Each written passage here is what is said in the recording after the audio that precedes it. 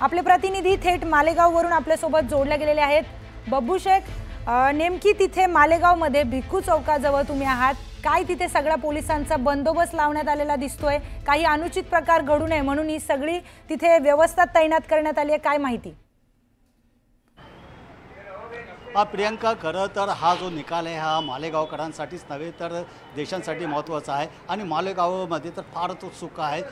गल्ली गल्ली चौकात चौकात त्याची चर्चा सुरू झाली, त्याच्यामुळे पोलीसही अलर्ट मोडवर आलेले आहे। विशेषतः भिक्खू चौकात मोठ्या प्रमाणात बंदोबस्त लावण्यात आलेला आहे। शहरातील इतर ठिकाणीही चौकात चौकात बंदोबस्त लावण्यात आलेला आहे। रॅपिड ॲक्शन फोर्स तैनात करण्यात आलेले आहे, रूट मार्च करण्यात आलेला आहे आणि कोणताही अनुचित प्रकार घडू नये यासाठी पोलिसांनी एकदम पूर्ण खबरदारी घेतलेली आहे। प्रियंका, बब्बू, त्या बॉम्बस्फोटामध्ये ज्या लोकांचा मृत्यू झाला त्या लोकांच्या कुटुंबांचं आज काय म्हणणं आहे? आपण एका ज्या 10 वर्षाची परवीन मुलगी जिचा याच्यात मृत्यू झाला होता, आपण तिच्या वडिलांशी बोललो तर त्यांचं म्हणणं एकच आहे का माझी मुलगी जी आहे घराबाहेर, रमजान महिना होता, बाहेर पडली होती काही खाद्य व पदार्थ घेण्यासाठी आणि तेवढ्यात बॉम्बस्फोट झाला आणि तिचा दुर्दैवी मृत्यू झाला। त्यांचं एकच म्हणणं आहे का जे दोषी असतील, खरे दोषी असतील, त्यांना कडक शिक्षा व्हावी जेणेकरून आमची जी मुलगी मेलेली आहे तिच्या आत्मेला शांती मिळेल। प्रियंका, निश्चितच बब्बू, अतिशय ही दुर्दैवी तेव्हाची घटना होती आणि आज या संदर्भामध्ये एक मोठा निकाल लागणार आहे। मालेगावचे जे नागरिक आहेत ते काय सांगतायत, त्यांच्या काय भावना आहेत?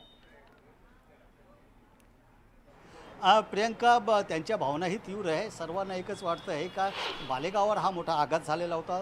2006 नंतर 2008मध्ये असे दोन सारखे एका पाठोपाठ एक बॉम्बलास्ट झाले, त्याच्यात अनेकांचा बळी गेला। त्यांच्या भावना तीव्र आहे आणि विशेष म्हणजे आता असे प्रकार जे आहे ते फक्त मालेगावच नव्हे तर देशात कुठेही घडू नये, कोणाचाही निरपराधाचा बळी जाऊ नये अशीच एक भावना इथे व्यक्त केली जाते। विशेष म्हणजे आता मी ज्या ठिकाणी उभा आहे ना तर आपण बघू शकतो का बॉम्ब ब्लास्ट झाल्यानंतर इथे जी एक घड्याळ होती ती बंद पडलेली होती आणि त्या घड्याळमध्ये ती घड्याळ आजही बंद अवस्थेत या हॉटेल मालकांनी बॉम्बस्फोटची आठवण म्हणून ठेवलेली आहे आणि त्या घड्याळमध्ये आजही 9:35 ही वेळ दाखवली जाते आणि म्हणजे 9:35 हा बॉम्बस्फोट झाला होता आणि जे हॉटेल मालक आहे ज्यांच्या एकदम समोर दुकानाचं हॉटेल समोरच हा बॉम्ब ब्लास्ट झाला होता, त्यांनी तो आपल्या डोळ्याने पाहिलेला होता। आपण त्यांच्याशीच जाणून घेऊया का तो कसा प्रकार झाला होता आणि आज जो कोर्टाचा निकाल लागणार आहे त्यांना काय अपेक्षा आहे। क्या कहेंगे उस टाइम पे आप नहीं थे, क्या देखा था? हम तो बहुत खतरनाक मंजर देखे थे, मंजर बहुत खतरनाक था वो तो समझ के चलो कि ये हमारे लिए क़यामत का दिन था वो उस वक्त का। बस अब तो हम इंसाफ को आते बैठे हैं, इंसाफ मिलना चाहिए, सही इंसाफ मिलना चाहिए। कोर्टों से हमको पूरी उम्मीद है, कोर्टों से बोलो यहाँ के कानून से हमको तो पूरी उम्मीद है, अब इंसाफ मिलना चाहिए और जो भी नुकसान लोगों का हुआ है उस वक्त का वो भी भरपाई का इंतजाम करना चाहिए गवर्नमेंट को। इसमें एक देखा गया कि आपकी वो जो खड़ी है आपने उस टाइम तर न्यायाधीश AK लाहोटी कोर्टरूम मध्ये दाखल झालेले आहेत। आपले प्रतिनिधी अजित मांढरे यांच्याशी बोलूयात। अजित, निकालपत्राचं वाचन सुरू झालंय, काय अधिकची माहिती?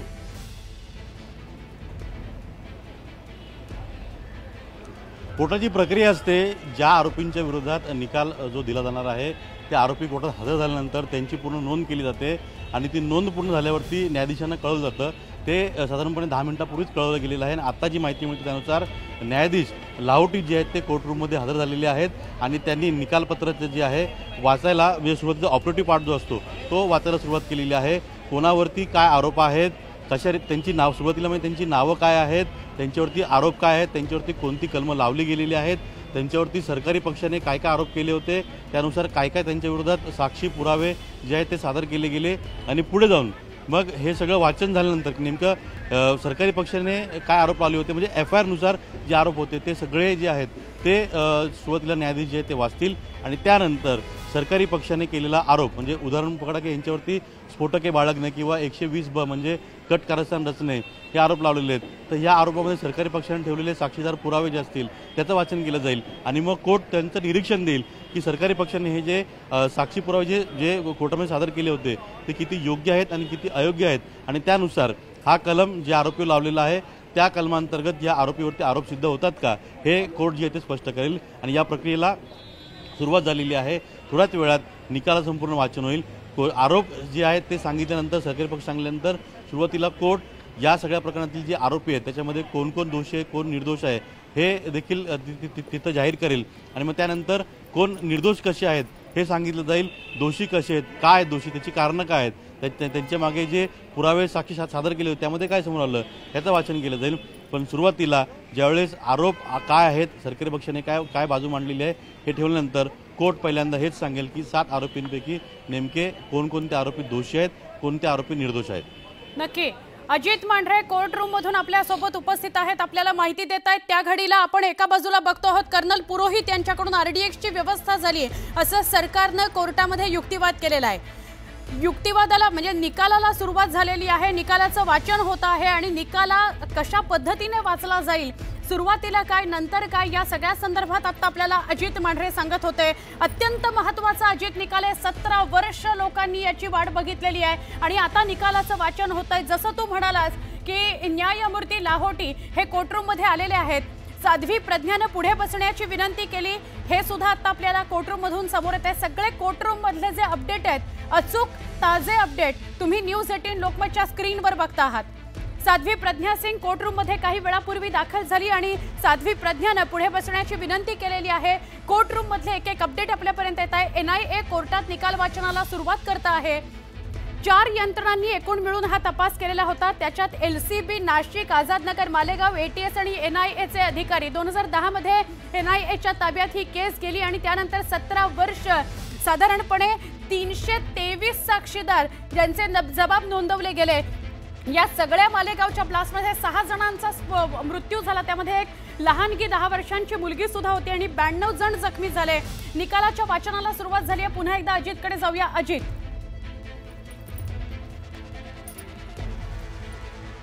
आमचे प्रतिनिधी अजित मांढरे आपल्याला माहिती देत आहेत कोर्टरूम मध्ये काय काय घडतंय त्याचे सगळे अचूक ताजे अपडेट आम्ही तुमच्यापर्यंत पोहोचवतोय। कोर्टरूम मध्ये निकाल वाचनाला सुरुवात झालेली आहे। अजित आपल्याबरोबर जोडले गेलेले आहेत। अजित,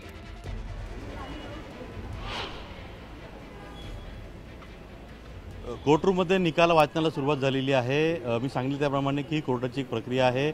जे आरोपी आहेत त्या आरोपींना सुरुवातीला त्यांच्यावरती काय आरोप लावले गेले होते, कर्नल प्रसाद पुरोहित यांच्यावरती आरोप होता की त्यांनी आरडीएक्स जे आहे सैन्य दलाचं आरडीएक्स जे आहे ते आरडीएक्स या सगळ्या ज्या प्रकरणामध्ये जे आरोपी सामील आहेत त्यांना आरडीएक्स पुरवलं होतं। भोपाळमध्ये मीटिंग केली होती, त्यानंतर ती जी बाईक आहे ज्या बाईकमध्ये आरडीएक्स ठेवून स्फोट केला गेला ती बाईक जी आहे ती अरेंज करणं, ती नेमकं कुठे ठेवावी, मस्जिदच्या बाहेर ठेवावी का कुठे अशा ठिकाणी ठेवावी ज्या ठिकाणी जास्तीत जास्त हानी होईल, हे सगळे आरोप जे आहेत तपास यंत्रणांनी कर्नल प्रसाद पुरोहित यांच्यावरती लावले होते। ते आरोपांचं वाचन जे आहे ते आता कोर्टामध्ये सुरू आहे आणि त्यानंतर पुढे साध्वी प्रज्ञा सिंग यांच्यावरती जे आरोप आहेत ते कोर्ट वाचेल।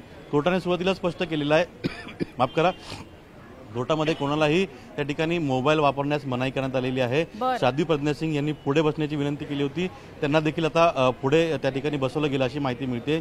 पण या सगळ्या याच्यामध्ये 7 आरोपी आहेत, त्या आरोपींवरती पूर्णपणे इथं सांगितलं जाईल की काय तुमच्यावरती सरकारी पक्षाने आरोप लावलेले आहेत आणि सरकारी पक्षाने कशा रीतीने तुमच्या विरोधात साक्षी पुरावे जमा केले। त्यामध्ये पहिलं नाव जे आहे कोर्टाने जे आहे ते कर्नल प्रसाद पुरोहित यांचं घेतलेलं आहे आणि त्यांच्यावरती स्फोटकं ठेवणे, स्फोटकं त्या ठिकाणी बाळगणे, स्फोटकं अरेंज करणे, त्याच पद्धतीनं कट कारस्थान रचणे, या सगळ्या ब्लास्टमध्ये प्लॅनिंगमध्ये मुख्य भूमिका बजावणे असे प्रमुख आरोप जे आहेत ते कर्नल प्रसाद पुरोहित यांच्यावर ठेवलेले आहेत आणि त्या आरोपांचं वाचन जे आहे हे कोर्ट करत आहे।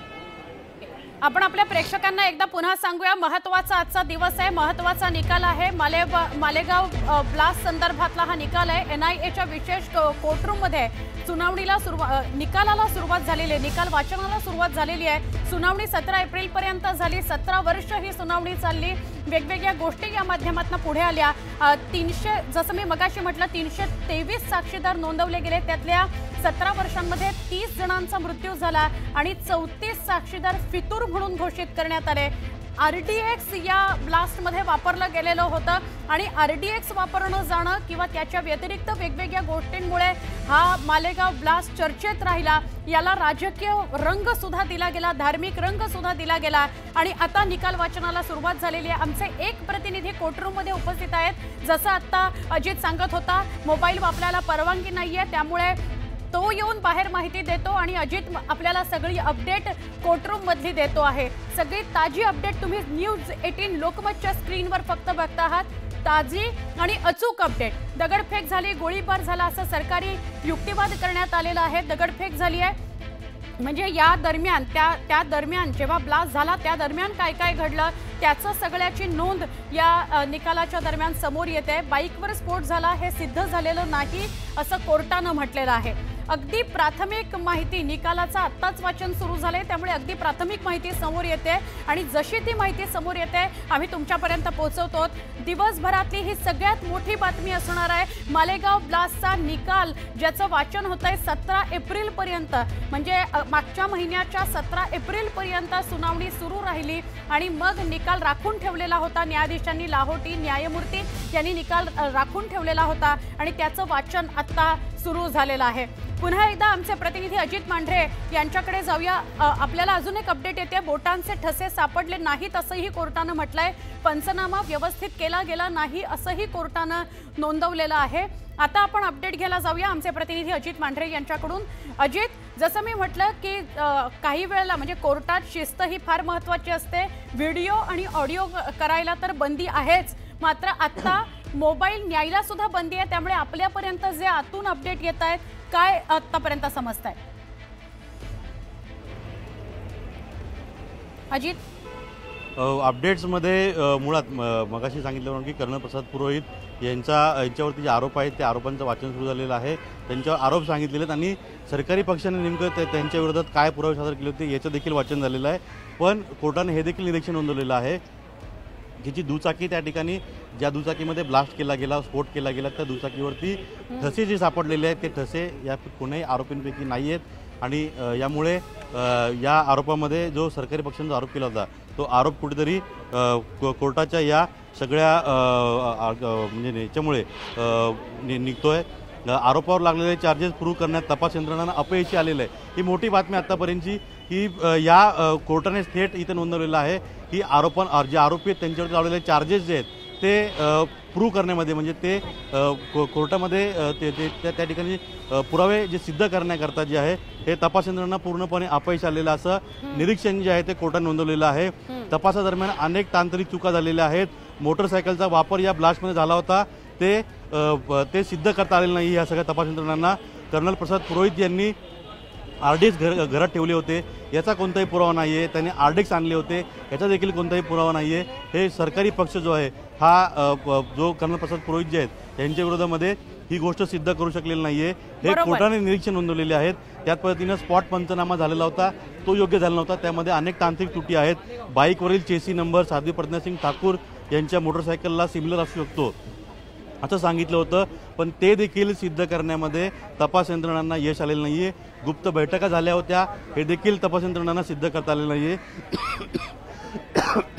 नक्की माफ करा, वाईट टेस्ट नियमानुसार आता तुझ्या माध्यमातून जे अपडेट येत आहे पुन्हा एकदा आपण आपल्या प्रेक्षकांना सांगूया. या घडीची सगळ्यात महत्त्वाची बातमी, कट करून ब्लास्ट केला हे सिद्ध होऊ शकलेलं नाही असं आता कोर्टानं सांगितलेलं आहे. कट शिजला हे सिद्ध करण्याकरता पुरावेच सादर झालेले नाहीत असं कोर्ट म्हणतंय. आणि दुचाकी म्हणजे साध्वी प्रज्ञासिंग ठाकूर हिची दुचाकी वापरली गेली असा जो आरोप झालेला आहे ते सिद्ध होत नाही, कारण त्या जो ब्लास्टमध्ये वापरली गेलेली बाईक होती त्याची चॅसी मिळवण्यामध्ये यश आलेलं नाही असं कोर्टानं म्हटलंय. त्याच्याबरोबर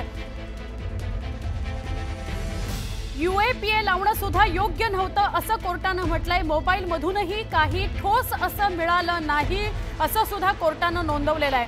आतापर्यंत जे कोर्टात सांगितलं जातंय निकालाच्या वाचनात समोर येतंय त्याचे अपडेट न्यूज 18 लोकमत स्क्रीनवर आपण बघत आहात. आता माझ्यासोबत प्रियंका सुद्धा जोडली गेलेली आहे.